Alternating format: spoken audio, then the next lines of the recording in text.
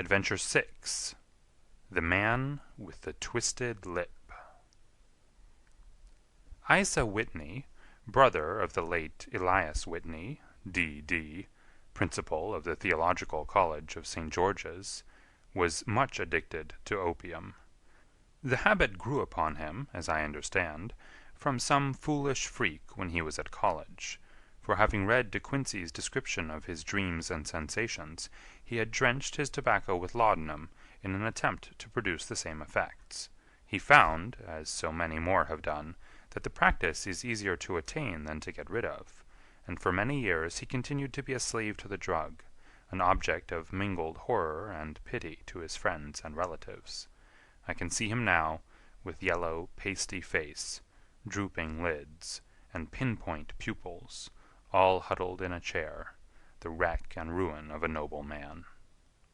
One night, it was in June, '89, there came a ring to my bell, about the hour when a man gives his first yawn and glances at the clock. I sat up in my chair, and my wife laid her needlework down in her lap and made a little face of disappointment. "A patient," said she. "You'll have to go out." I groaned, for I was newly come back from a weary day. We heard the door open, a few hurried words, and then quick steps upon the linoleum. Our own door flew open, and a lady, clad in some dark-colored stuff, with a black veil, entered the room.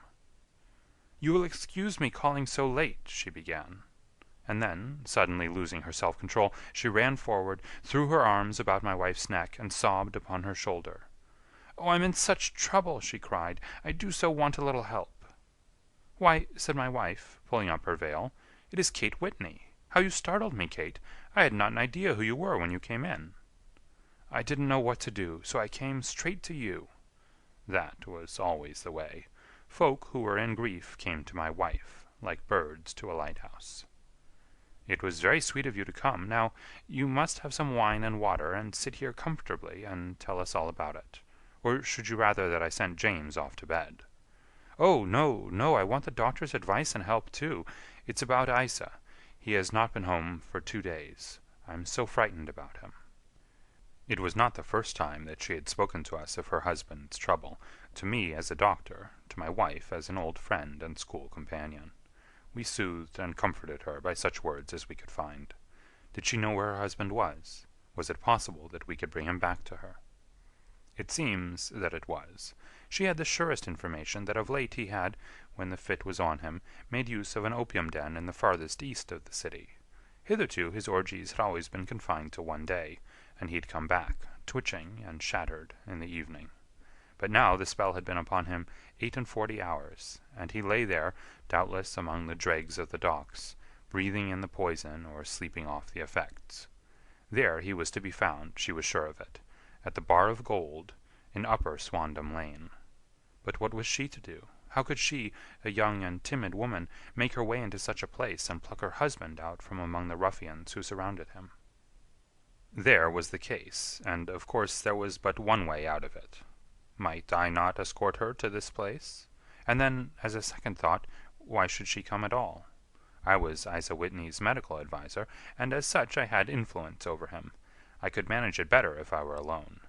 I promised her on my word that I would send him home in a cab within 2 hours if he were indeed at the address which she had given me. And so in 10 minutes I had left my armchair and cheery sitting-room behind me, and was speeding eastward in a hansom on a strange errand, as it seemed to me at the time, though the future only could show how strange it was to be. But there was no great difficulty in the first stage of my adventure. Upper Swandam Lane is a vile alley, lurking behind the high wharves which line the north side of the river to the east of London Bridge.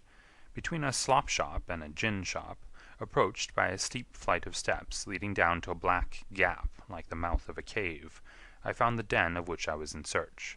Ordering my cab to wait, I passed down the steps, worn hollow in the center by the ceaseless tread of drunken feet, and by the light of a flickering oil lamp above the door, I found the latch and made my way into a long, low room, thick and heavy with the brown opium smoke, and terraced with wooden berths, like the forecastle of an emigrant ship.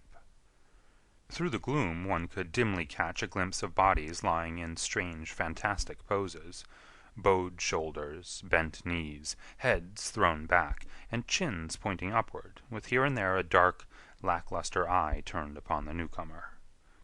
Out of the black shadows there glimmered little red circles of light, now bright, now faint, as the burning poison waxed or waned in the bowls of the metal pipes.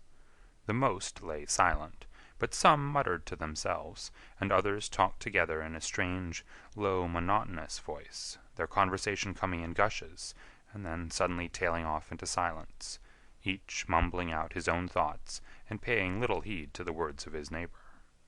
At the farther end was a small brazier of burning charcoal, beside which, on a three-legged wooden stool, there sat a tall, thin old man, with his jaw resting upon his two fists, and his elbows upon his knees, staring into the fire. As I entered, a sallow Malay attendant had hurried up with a pipe for me and a supply of the drug, beckoning me to an empty berth. "Thank you, I have not come to stay," said I. "There is a friend of mine here, Mr. Isa Whitney, and I wish to speak with him." There was a movement and an exclamation from my right, and peering through the gloom I saw Whitney, pale, haggard, and unkempt, staring out at me. "My God, it's Watson," said he.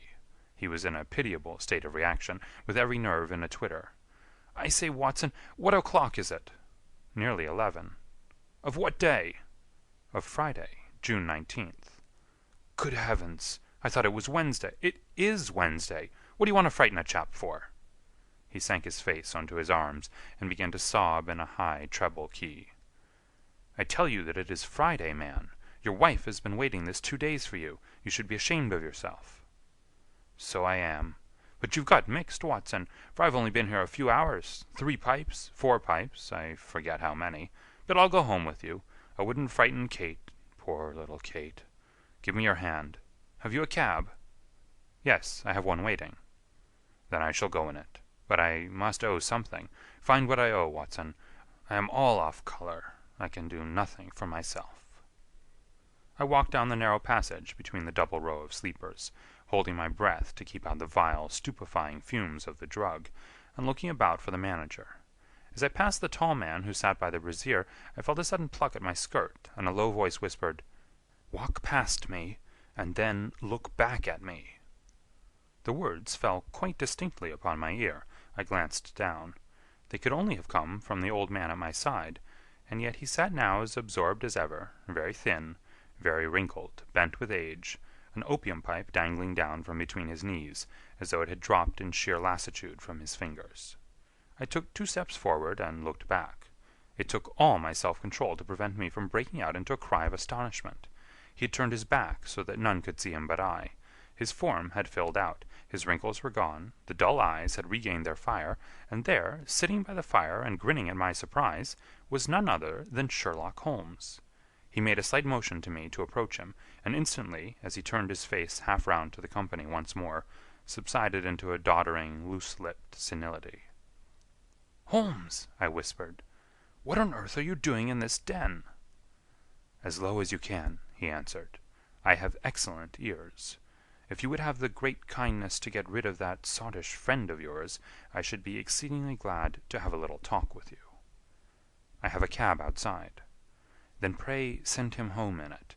You may safely trust him, for he appears to be too limp to get into any mischief.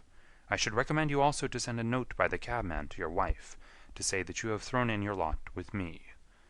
If you will wait outside, I shall be with you in 5 minutes." It was difficult to refuse any of Sherlock Holmes' requests, for they were always so exceedingly definite, and put forward with such a quiet air of mastery. I felt, however, that when Whitney was once confined in the cab, my mission was practically accomplished, and for the rest I could not wish anything better than to be associated with my friend in one of those singular adventures which were the normal condition of his existence.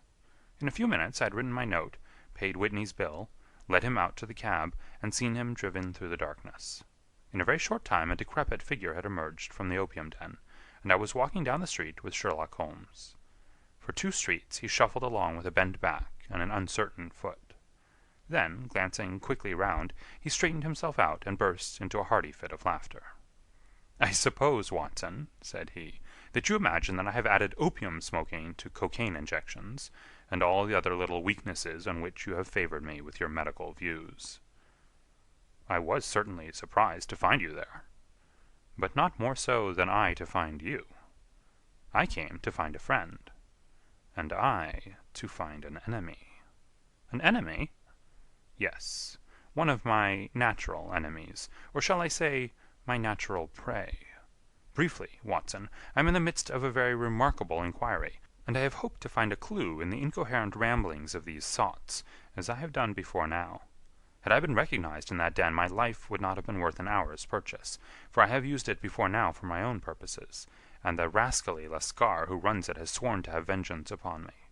There is a trapdoor at the back of that building, near the corner of Paul's Wharf, which could tell some strange tales of what has passed through it upon the moonless nights. What? You do not mean bodies? Ay, bodies, Watson. We should be rich men if we had £1,000 for every poor devil who had been done to death in that den. It is the vilest murder trap on the whole riverside, and I fear that Neville St. Clair has entered it never to leave it more. But our trap should be here. He put his two forefingers between his teeth and whistled shrilly, a signal which was answered by a similar whistle from the distance, followed shortly by the rattle of wheels and the clink of horses' hoofs. "Now, Watson," said Holmes, as a tall dog-cart dashed up through the gloom, throwing out two golden tunnels of yellow light from its side lanterns, "you'll come with me, won't you?" "If I can be of use."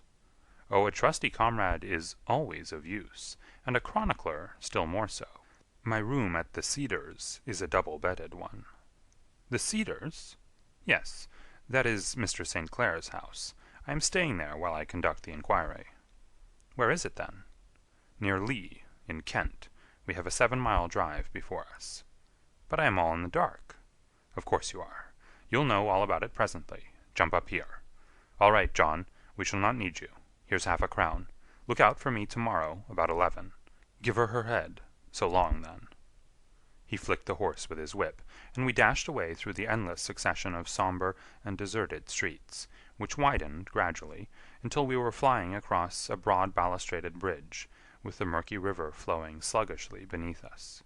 Beyond lay another dull wilderness of bricks and mortar, its silence broken only by the heavy, regular footfall of the policeman, or the songs and shouts of some belated party of revellers. A dull wrack was drifting slowly across the sky, and a star or two twinkled dimly here and there through the rifts of the clouds. Holmes drove in silence, with his head sunk upon his breast, and the air of a man who is lost in thought, while I sat beside him, curious to learn what this new quest might be which seemed to tax his powers so sorely, and yet afraid to break in upon the current of his thoughts. We had driven several miles, and were beginning to get to the fringe of the belt of suburban villas, when he shook himself, shrugged his shoulders, and lit up his pipe with the air of a man who has satisfied himself that he is acting for the best. "You have a grand gift of silence, Watson," said he. "It makes you quite invaluable as a companion. Upon my word, it is a great thing for me to have someone to talk to, for my own thoughts are not over-pleasant. I was wondering what I should say to this dear little woman tonight when she meets me at the door." "You forget that I know nothing about it." "I shall just have time to tell you the facts of the case before we get to Lee. It seems absurdly simple, and yet somehow I can get nothing to go upon. There's plenty of thread, no doubt, but I can't get the end of it into my hand. Now, I'll state the case clearly and concisely to you, Watson, and maybe you can see a spark where all is dark to me." "Proceed, then." Some years ago, to be definite, in May, 1884, there came to Lee a gentleman, Neville St. Clair by name, who appeared to have plenty of money. He took a large villa, laid out the grounds very nicely, and lived generally in good style. By degrees he made friends in the neighborhood, and in 1887 he married the daughter of a local brewer, by whom he now has 2 children. He had no occupation, but was interested in several companies, and went into town as a rule in the morning, returning by the 5:14 from Cannon Street every night. Mr. St. Clair is now 37 years of age, is a man of temperate habits, a good husband, a very affectionate father, and a man who's popular with all who know him. I may add that his whole debts at the present moment, as far as we've been able to ascertain, amount to £88 10 shillings, while he has £220 standing to his credit in the Capital and Counties Bank. There is no reason, therefore, to think that money troubles have been weighing upon his mind. Last Monday, Mr. Neville St. Clair went into town rather earlier than usual, remarking before he started that he had 2 important commissions to perform, and that he would bring his little boy home a box of bricks. Now, by the merest chance, his wife received a telegram upon this same Monday, very shortly after his departure, to the effect that a small parcel of considerable value, which she had been expecting, was waiting for her at the offices of the Aberdeen Shipping Company. Now, if you are well up in your London, you will know that the office of the company is in Fresno Street, which branches out of Upper Swandam Lane, where you found me tonight. Mrs. St. Clair had her lunch, started for the city, did some shopping, proceeded to the company's office, got her packet, and found herself at exactly 4:35 walking through Swandam Lane on her way back to the station. Have you followed me so far? It is very clear. If you remember, Monday was an exceedingly hot day, and Mrs. St. Clair walked slowly, glancing about in the hope of seeing a cab, as she did not like the neighborhood in which she found herself. While she was walking in this way down Swandam Lane, she suddenly heard an ejaculation or cry, and was struck cold to see her husband looking down at her, and, as it seemed to her, beckoning to her from a second-floor window. The window was open, and she distinctly saw his face, which she describes as being terribly agitated. He waved his hands frantically to her, and then vanished from the window so suddenly that it seemed to her that he had been plucked back by some irresistible force from behind. One singular point, which struck her quite feminine eye, was that although he wore some dark coat, such as he had started to town in, he had on neither collar nor necktie. Convinced that something was amiss with him, she rushed down the steps, for the house was none other than the opium den in which you found me tonight, and running through the front room she attempted to ascend the stairs which led to the first floor. At the foot of the stairs, however, she met this Lascar scoundrel of whom I have spoken, who thrust her back and, aided by a Dane, who acts as assistant there, pushed her out into the street. Filled with the most maddening doubts and fears, she rushed down the lane, and by rare good fortune met in Fresno Street a number of constables with an inspector, all on their way to their beat. The inspector and 2 men accompanied her back, and in spite of the continued resistance of the proprietor, they made their way up to the room in which Mr. St. Clair had last been seen. There was no sign of him there. In fact, in the whole of that floor there was no one to be seen, save a crippled wretch of hideous aspect, who, it seems, made his home there. Both he and the Lascar stoutly swore that no one else had been in the front room during the afternoon. So determined was their denial that the inspector was staggered, and had almost come to believe that Mrs. St. Clair had been deluded, when, with a cry, she sprang at a small deal-box which lay upon the table and tore the lid from it. Out there fell a cascade of children's bricks. It was the toy which he had promised to bring home. This discovery, and the evident confusion which the cripple showed, made the inspector realize that the matter was serious. The rooms were carefully examined, and results all pointed to an abominable crime. The front room was plainly furnished as a sitting-room, and led into a small bedroom, which looked out upon the back of one of the wharves. Between the wharf and the bedroom window is a narrow strip, which is dry at low tide, but is covered at high tide with at least 4½ feet of water. The bedroom window was a broad one, and opened from below. On examination, traces of blood were to be seen upon the window-sill, and several scattered drops were visible upon the wooden floor of the bedroom. Thrust away behind a curtain, in the front room, were all the clothes of Mr. Neville St. Clair, with the exception of his coat. His boots, his socks, his hat, and his watch, all were there. There were no signs of violence upon any of these garments, and there were no other traces of Mr. Neville St. Clair. Out of the window he must apparently have gone, for no other exit could be discovered, and the ominous bloodstains upon the sill gave little promise that he could save himself by swimming, for the tide was at its very highest at the moment of the tragedy. And now as to the villains who seemed to be immediately implicated in the matter. The Lascar was known to be a man of the vilest antecedents, but as, by Mrs. St. Clair's story, he was known to have been at the foot of the stair within a very few seconds of her husband's appearance at the window, he could hardly have been more than an accessory to the crime. His defense was one of absolute ignorance, and he protested that he had no knowledge as to the doings of Hugh Boone, his lodger, and that he could not account in any way for the presence of the missing gentleman's clothes. So much for the Lascar manager. Now for this sinister cripple who lives upon the second floor of the opium den, and who was certainly the last human being whose eyes rested upon Neville St. Clair.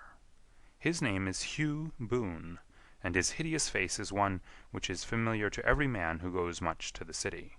He is a professional beggar, though in order to avoid the police regulations, he pretends to a small trade in wax vestas. Some little distance down Threadneedle Street, upon the left-hand side, there is, as you may have remarked, a small angle in the wall. Here it is that this creature takes his daily seat, cross-legged with his tiny stock of matches on his lap, and as he is a piteous spectacle, a small rain of charity descends into the greasy leather cap which lies upon the pavement beside him. I have watched the fellow more than once before ever I thought of making his professional acquaintance, and I have been surprised at the harvest which he has reaped in a short time. His appearance, you see, is so remarkable that no one can pass him without observing him. A shock of orange hair, a pale face disfigured by a horrible scar, which by its contraction has turned up the outer edges of his upper lip, a bulldog chin, and a pair of very penetrating dark eyes, which present a singular contrast to the color of his hair, all mark him out from amid the common crowd of mendicants, and so too does his wit, for he is ever ready with a reply to any piece of chaff which may be thrown at him by the passers-by. This is the man whom we now learn to have been the lodger at the opium den, and to have been the last man to see the gentleman of whom we are in quest. But a cripple, said I, what could he have done single-handed against a man in the prime of life? He is a cripple in the sense that he walks with a limp, but in other respects he appears to be a powerful and well-nurtured man. Surely your medical experience would tell you, Watson, that weakness in one limb is often compensated for by exceptional strength in the others. Pray, continue your narrative. Mrs. St. Clair had fainted at the sight of the blood upon the window, and she was escorted home in a cab by the police, as her presence could be of no help to them in their investigations. Inspector Barton, who had charge of the case, made a very careful examination of the premises, but without finding anything which threw any light upon the matter. One mistake had been made in not arresting Boone instantly, as he was allowed some few minutes during which he might have communicated with his friend the Lascar. But this fault was soon remedied, and he was seized and searched, without anything being found which could incriminate him. There were, it is true, some blood-stains upon his right shirt-sleeve, but he pointed to his ring finger, which had been cut near the nail, and explained that the bleeding came from there, adding that he had been to the window not long before, and that the stains which had been observed there came doubtless from the same source. He denied strenuously having ever seen Mr. Neville St. Clair, and swore that the presence of the clothes in his room was as much a mystery to him as to the police. As to Mrs. St. Clair's assertion that she had actually seen her husband at the window, he declared that she must have been either mad or dreaming. He was removed, loudly protesting, to the police station, while the inspector remained upon the premises in the hope that the ebbing tide might afford some fresh clue. And it did, though they hardly found upon the mud-bank what they had feared to find. It was Neville St. Clair's coat, and not Neville St. Clair, which lay uncovered as the tide receded. And what do you think they found in the pockets? I cannot imagine. No, I don't think you would guess.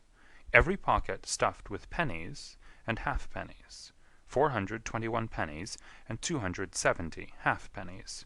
It was no wonder that it had not been swept away by the tide. But a human body is a different matter. There was a fierce eddy between the wharf and the house.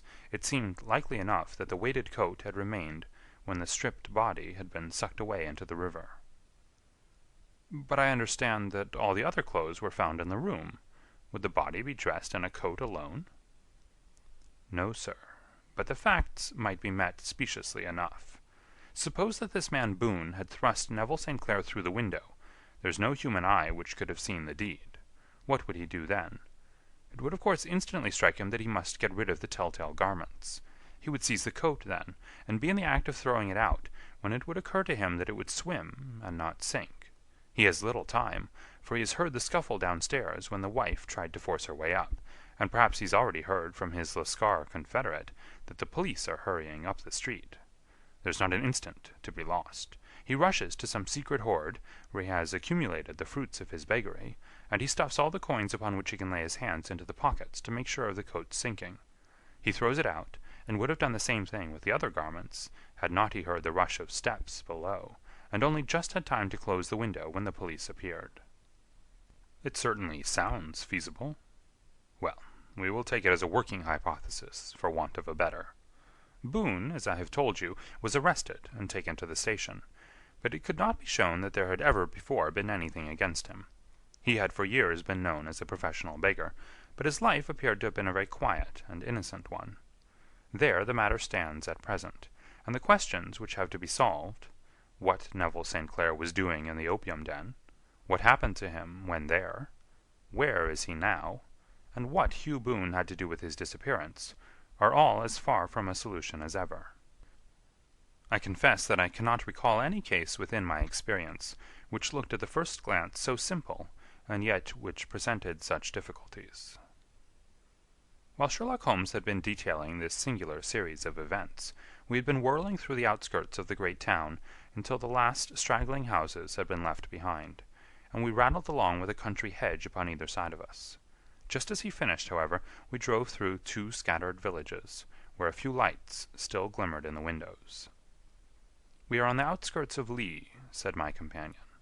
"We have touched on 3 English counties in our short drive, starting in Middlesex, passing over an angle of Surrey, and ending in Kent.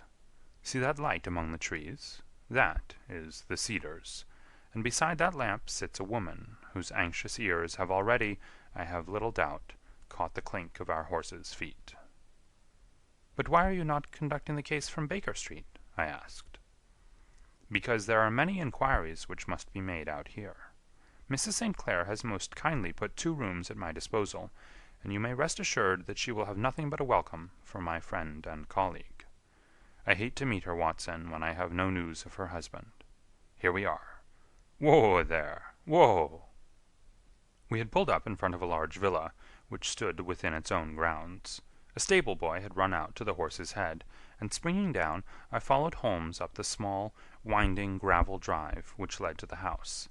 As we approached, the door flew open, and a little blonde woman stood in the opening, clad in some sort of light mousseline de soie, with a touch of fluffy pink chiffon at her neck and wrists. She stood with her figure outlined against the flood of light, one hand upon the door, one half raised in her eagerness, her body slightly bent, her head and face protruded, with eager eyes and parted lips, a standing question. "Well?" she cried. "Well?" And then, seeing that there were 2 of us, she gave a cry of hope, which sank into a groan as she saw that my companion shook his head and shrugged his shoulders. "No good news?" "None." "No bad?" "No." "Thank God for that. But come in, you must be weary, for you have had a long day." "This is my friend, Dr. Watson. He's been of most vital use to me in several of my cases, and a lucky chance has made it possible for me to bring him out and associate him with this investigation." "I am delighted to see you," said she, pressing my hand warmly. "You will, I am sure, forgive anything that may be wanting in our arrangements, when you consider the blow which has come so suddenly upon us." "My dear madam," said I am an old campaigner, and if I were not I can very well see that no apology is needed. If I can be of any assistance, either to you or to my friend here, I shall be indeed happy." "Now, Mr. Sherlock Holmes," said the lady, as we entered a well-lit dining-room, upon the table of which a cold supper had been laid out, "I should very much like to ask you 1 or 2 plain questions, to which I beg that you will give a plain answer." "Certainly, madam." "Do not trouble about my feelings. I am not hysterical, nor given to fainting. I simply wish to hear your real opinion." "Upon what point?" "In your heart of hearts, do you think that Neville is alive?" Sherlock Holmes seemed to be embarrassed by the question. "Frankly, now," she repeated, standing upon the rug and looking keenly down at him as he leaned back in a basket chair. "Frankly, then, madam, I do not." "You think that he is dead?" "I do." "Murdered?" "I don't say that. Perhaps." And on what day did he meet his death? On Monday. Then perhaps, Mr. Holmes, you will be good enough to explain how it is that I have received a letter from him today." Sherlock Holmes sprang out of his chair as if he'd been galvanized. "What?" he roared. "Yes, today." She stood smiling, holding up a little slip of paper in the air. "May I see it?" "Certainly." He snatched it from her in his eagerness, and smoothing it out upon the table, he drew over the lamp and examined it intently. I had left my chair and was gazing at it over his shoulder. The envelope was a very coarse one, and was stamped with the Gravesend postmark, and with the date of that very day, or rather of the day before, for it was considerably after midnight. "Coarse writing," murmured Holmes. "Surely this is not your husband's writing, madam?" "No, but the enclosure is." "I perceive also that whoever addressed the envelope had to go and inquire as to the address." "How can you tell that?" "The name, you see, is in perfectly black ink, which has dried itself. The rest is of the grayish color, which shows that blotting paper has been used. If it had been written straight off, and then blotted, none would be of a deep black shade. This man has written the name, and there has then been a pause before he wrote the address, which can only mean that he was not familiar with it. It is, of course, a trifle, but there is nothing so important as trifles. Let us now see the letter. Ha! There's been an enclosure here." "Yes, there was a ring, his signet ring." "And you are sure that this is your husband's hand?" "One of his hands." "One?" "His hand when he wrote hurriedly. It is very unlike his usual writing, and yet I know it well." "Dearest, do not be frightened. All will come well. There is a huge error which it may take some little time to rectify. Wait in patience. Neville." Written in pencil upon the fly-leaf of a book, octavo size, no watermark. Posted today in Gravesend by a man with a dirty thumb. Ha! And the flap has been gummed, if I'm not very much in error, by a person who had been chewing tobacco. And you have no doubt that it is your husband's hand, madam?" "None. Neville wrote those words." "And they were posted today at Gravesend. Well, Mrs. St. Clair, the clouds lighten, though I should not venture to say that the danger is over." "But he must be alive, Mr. Holmes." "Unless this is a clever forgery to put us on the wrong scent. The ring, after all, proves nothing. It may have been taken from him." "No, no. It is his very own writing." "Very well. It may, however, have been written on Monday, and only posted today." "That is possible." "If so, much may have happened between." "Oh, but you must not discourage me, Mr. Holmes. I know that all is well with him. There is so keen a sympathy between us that I should know if evil came upon him. On the very day that I saw him last, he cut himself in the bedroom, and yet I, in the dining-room, rushed upstairs instantly with the utmost certainty that something had happened. Do you think that I would respond to such a trifle, and yet be ignorant of his death?" "I have seen too much not to know that the impression of a woman may be more valuable than the conclusion of an analytical reasoner. And in this letter you certainly have a very strong piece of evidence to corroborate your view. But if your husband is alive and able to write letters, why should he remain away from you?" "I cannot imagine. It is unthinkable." "And on Monday he made no remarks before leaving you?" "No." "And you were surprised to see him in Swandam Lane?" "Very much so." "Was the window open?" "Yes." "Then he might have called to you?" "He might." "He only, as I understand, gave an inarticulate cry?" "Yes." "A call for help, you thought?" "Yes. He waved his hands." "But it might have been a cry of surprise. Astonishment at the unexpected sight of you might cause him to throw up his hands?" "It is possible."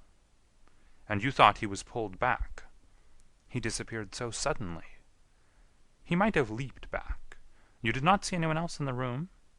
"No, but this horrible man confessed to having been there, and the Lascar was at the foot of the stairs." "Quite so. Your husband, as far as you could see, had his ordinary clothes on?" "But without his collar or tie. I distinctly saw his bare throat." "Had he ever spoken of Swandam Lane?" "Never." "Had he ever showed any signs of having taken opium?" "Never." "Thank you, Mrs. St. Clair. Those are the principal points about which I wished to be absolutely clear. We shall now have a little supper and then retire, for we may have a very busy day tomorrow." A large and comfortable double-bedded room had been placed at our disposal, and I was quickly between the sheets, for I was weary after my night of adventure. Sherlock Holmes was a man, however, who, when he had an unsolved problem upon his mind, would go for days, and even for a week, without rest, turning it over, rearranging his facts, looking at it from every point of view until he had either fathomed it or convinced himself that his data were insufficient. It was soon evident to me that he was now preparing for an all-night sitting. He took off his coat and waistcoat, put on a large blue dressing-gown, and then wandered about the room collecting pillows from his bed and cushions from the sofa and armchairs. With these he constructed a sort of Eastern divan, upon which he perched himself, cross-legged, with an ounce of shag tobacco and a box of matches laid out in front of him. In the dim light of the lamp I saw him sitting there, an old briar pipe between his lips, his eyes fixed vacantly upon the corner of the ceiling, the blue smoke curling up from him, silent, motionless, with the light shining upon his strong-set, aquiline features. So he sat as I dropped off to sleep, and so he sat when a sudden ejaculation caused me to wake up, and I found the summer sun shining into the apartment. The pipe was still between his lips, the smoke still curled upward, and the room was full of a dense tobacco haze, but nothing remained of the heap of shag which I had seen upon the previous night. "Awake, Watson?" he asked. "Yes." "Game for a morning drive?" "Certainly." "Then dress. No one is stirring yet, but I know where the stable-boy sleeps, and we shall soon have the trap out." He chuckled to himself as he spoke, his eyes twinkled, and he seemed a different man to the sombre thinker of the previous night. As I dressed I glanced at my watch. It was no wonder that no one was stirring. It was 25 minutes past 4. I'd hardly finished when Holmes returned with the news that the boy was putting in the horse. "I want to test a little theory of mine," said he, pulling on his boots. "I think, Watson, that you are now standing in the presence of one of the most absolute fools in Europe. I deserve to be kicked from here to Charing Cross, but I think I have the key of the affair now." "And where is it?" I asked, smiling. "In the bathroom," he answered. "Oh, yes, I'm not joking," he continued, seeing my look of incredulity. "I have just been there, and I have taken it out, and I have got it in this Gladstone bag. Come on, my boy, and we shall see whether it will not fit the lock." We made our way downstairs as quietly as possible, and out into the bright morning sunshine. In the road stood our horse and trap, with the half-clad stable-boy waiting at the head. We both sprang in, and away we dashed down the London road. A few country carts were stirring, bearing in vegetables to the metropolis, but the lines of villas on either side were as silent and lifeless as some city in a dream. "It has been in some points a singular case," said Holmes, flicking the horse on into a gallop. "I confess that I have been as blind as a mole, but it is better to learn wisdom late than never to learn it at all." In town, the earliest risers were just beginning to look sleepily from their windows as we drove through the streets of the Surrey side. Passing down the Waterloo Bridge Road, we crossed over the river, and dashing up Wellington Street wheeled sharply to the right, and found ourselves in Bow Street. Sherlock Holmes was well known to the force, and the two constables at the door saluted him. One of them held the horse's head, while the other led us in. "Who's on duty?" asked Holmes. "Inspector Bradstreet, sir." "Ah, Bradstreet, how are you?" A tall, stout official had come down the stone-flagged passage, in a peaked cap and frogged jacket. "I wish to have a quiet word with you, Bradstreet." "Certainly, Mr. Holmes. Step into my room here." It was a small, office-like room, with a huge ledger upon the table, and a telephone projecting from the wall. The inspector sat down at his desk. "What can I do for you, Mr. Holmes?" "I called about that beggarman, Boone, the one who was charged with being concerned in the disappearance of Mr. Neville St. Clair, of Lee." "Yes, he was brought up and remanded for further inquiries." "So I heard. You have him here?" "In the cells." "Is he quiet?" "Oh, he gives no trouble. But he's a dirty scoundrel." "Dirty?" "Yes, it's all we can do to make him wash his hands, and his face is as black as a tinker's. Well, when once his case has been settled, he will have a regular prison bath, and I think if you saw him you would agree with me that he needed it." "I should like to see him very much." "Would you? That's easily done. Come this way. You can leave your bag." "No, I think that I'll take it." "Very good. Come this way, if you please." He led us down a passage, opened a barred door, passed down a winding stair, and brought us to a whitewashed corridor with a line of doors on each side. "The third on the right is his," said the inspector. "Here it is." He quietly shot back a panel in the upper part of the door, and glanced through. "He's asleep," said he. "You can see him very well." We both put our eyes to the grating. The prisoner lay with his face towards us, in a very deep sleep, breathing slowly and heavily. He was a middle-sized man, coarsely clad as became his calling, with a colored shirt protruding through the rent in his tattered coat. He was, as the inspector had said, extremely dirty, but the grime which covered his face could not conceal its repulsive ugliness. A broad weal from an old scar ran right across it from eye to chin, and by its contraction had turned up one side of the upper lip, so that 3 teeth were exposed in a perpetual snarl. A shock of very bright red hair grew low over his eyes and forehead. "He's a beauty, isn't he?" said the inspector. "He certainly needs a wash," remarked Holmes. "I had an idea that he might, and I took the liberty of bringing the tools with me."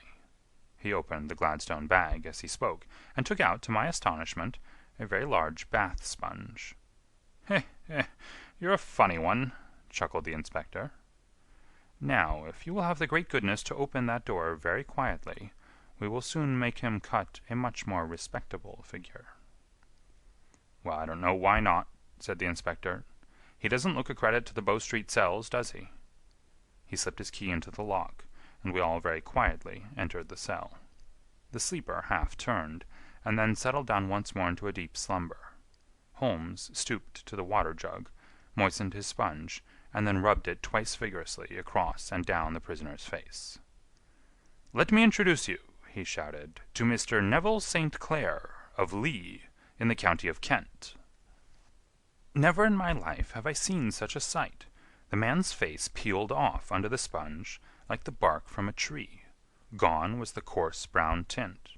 Gone, too, was the horrid scar which had seamed it across, and the twisted lip which had given the repulsive sneer to the face. A twitch brought away the tangled red hair, and there, sitting up in his bed, was a pale, sad-faced, refined-looking man, black-haired and smooth-skinned, rubbing his eyes and staring about him with sleepy bewilderment. Then, suddenly realizing the exposure, he broke into a scream and threw himself down with his face to the pillow. "Great heavens!" cried the inspector. "It is, indeed, the missing man. I know him from the photograph." The prisoner turned with the reckless air of a man who abandons himself to his destiny. "Be it so," said he. "And pray, what am I charged with?" "With making away with Mr. Neville St—" "Oh, come, you can't be charged with that unless they make a case of attempted suicide of it," said the inspector with a grin. "Well, I've been 27 years in the force, but this really takes the cake." "If I am Mr. Neville St. Clair, then it is obvious that no crime has been committed, and that therefore I am illegally detained." "No crime, but a very great error has been committed," said Holmes. "You would have done better to have trusted your wife." "It was not the wife, it was the children," groaned the prisoner. "God help me, I would not have them ashamed of their father. My God, what an exposure! What can I do?" Sherlock Holmes sat down beside him on the couch, and patted him kindly on the shoulder. "If you leave it to a court of law to clear the matter up," said he, "of course you can hardly avoid publicity. On the other hand, if you convince the police authorities that there is no possible case against you, I do not know that there is any reason that the details should find their way into the papers. Inspector Bradstreet would, I am sure, make notes upon anything which you might tell us, and submit it to the proper authorities. The case would then never go into court at all." "God bless you!" cried the prisoner, passionately. "I would have endured imprisonment, aye, even execution, rather than have left my miserable secret as a family blot to my children. You are the first who have ever heard my story. My father was a schoolmaster in Chesterfield, where I received an excellent education. I travelled in my youth, took to the stage, and finally became a reporter on an evening paper in London. One day my editor wished to have a series of articles upon begging in the metropolis, and I volunteered to supply them. There was the point from which all my adventures started. It was only by trying begging as an amateur that I could get the facts upon which to base my articles. When an actor, I had, of course, learned all the secrets of making up, and had been famous in the green room for my skill. I took advantage now of my attainments. I painted my face, and to make myself as pitiable as possible, I made a good scar, and fixed one side of my lip in a twist by the aid of a small slip of flesh-colored plaster. Then, with a red head of hair, and an appropriate dress, I took my station in the business part of the city, ostensibly as a match-seller, but really as a beggar. For 7 hours I plied my trade, and when I returned home in the evening I found to my surprise that I had received no less than 26 shillings and fourpence. I wrote my articles, and thought little more of the matter, until some time later I backed a bill for a friend, and had a writ served upon me for £25. I was at my wit's end where to get the money, but a sudden idea came to me. I begged a fortnight's grace from the creditor, asked for a holiday from my employers, and spent the time in begging in the city under my disguise. In 10 days I had the money, and had paid the debt. Well, you can imagine how hard it was to settle down to arduous work at £2 a week, when I knew that I could earn as much in a day by smearing my face with a little paint, laying my cap on the ground, and sitting still. It was a long fight between my pride and the money, but the dollars won at last, and I threw up reporting and sat day after day in the corner which I had first chosen, inspiring pity by my ghastly face, and filling my pockets with coppers. Only one man knew my secret. He was the keeper of a low den in which I used to lodge in Swandam Lane, where I could every morning emerge as a squalid beggar, and in the evenings transform myself into a well-dressed man about town. This fellow, a Lascar, was well paid by me for his rooms, so that I knew that my secret was safe in his possession. Well, very soon I found that I was saving considerable sums of money. I do not mean that any beggar in the streets of London could earn £700 a year, which is less than my average takings, but I had exceptional advantages in my power of making up, and also in a facility of repartee, which improved by practice and made me quite a recognized character in the city. All day a stream of pennies, varied by silver, poured in upon me, and it was a very bad day in which I failed to take £2.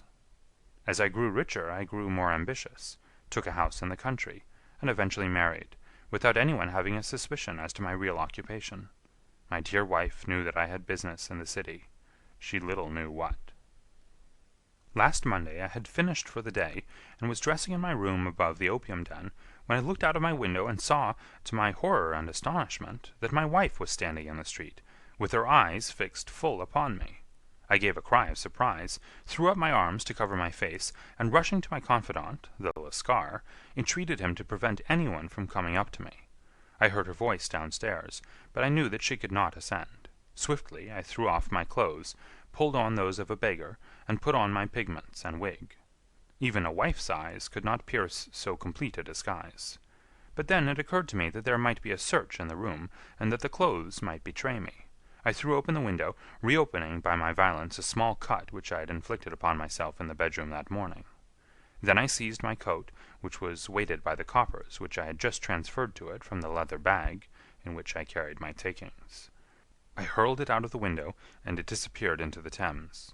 The other clothes would have followed, but at that moment there was a rush of constables up the stair, and a few minutes after I found, rather I confess to my relief, that instead of being identified as Mr. Neville St. Clair, I was arrested as his murderer. I do not know that there is anything else for me to explain. I was determined to preserve my disguise as long as possible, and hence my preference for a dirty face.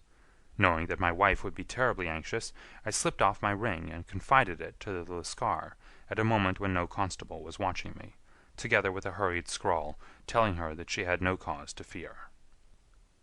"That note only reached her yesterday," said Holmes. "Good God! What a week she must have spent!" "The police have watched this Lascar," said Inspector Bradstreet, "and I can quite understand that he might find it difficult to post a letter unobserved. Probably he handed it to some sailor customer of his, who forgot all about it for some days." "That was it," said Holmes, nodding approvingly. "I have no doubt of it. But have you never been prosecuted for begging?" "Many times. But what was a fine to me?" "It must stop here, however," said Bradstreet. "If the police are to hush this thing up, there must be no more of Hugh Boone." "I have sworn it by the most solemn oaths which a man can take." "In that case, I think that it is probable that no further steps may be taken. But if you are found again, then all must come out. I am sure, Mr. Holmes, that we are very much indebted to you for having cleared the matter up. I wish I knew how you reached your results." "I reached this one," said my friend, "by sitting upon 5 pillows and consuming an ounce of shag. I think, Watson, that if we drive to Baker Street we shall just be in time for breakfast." End of Adventure 6.